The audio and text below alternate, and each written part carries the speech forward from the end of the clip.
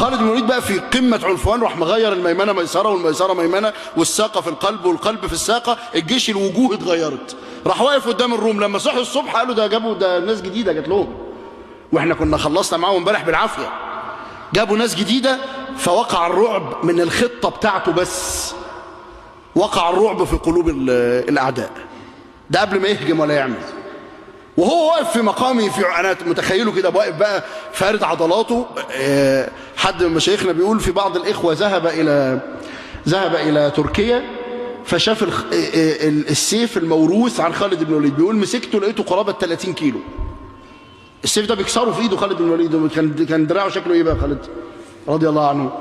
فواقف بقى كده، وسيدنا خالد كان يتصدر الصف، وكان من خططه انه يدعو الرئيس بتاعهم يبارزه، يخش عليه يروح مموته موته، لازم يعمل معاه موقف كده. يعني مره دعا ملك امير من امراء الروم، قال من يبارز، راح طلع له واحد منهم ب1000، راح قتله وراح قاعد عليه وقال لهم هاتوا لي العشاء.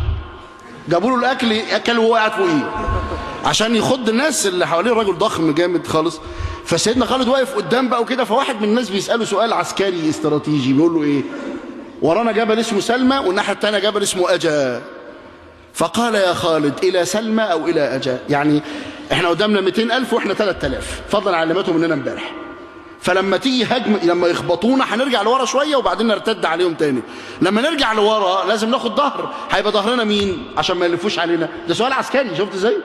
ده سؤال عسكري. فأول ما قال له كده انتخى خالد، راح موطي في الأرض كده، شوف العملاق ده، راح موطي في الأرض كده، ثم رفع رأسه، بص لقى عينيه بتدمع، ثم قال لا إلى سلمى ولا إلى أجا بل إلى الله الملتجى.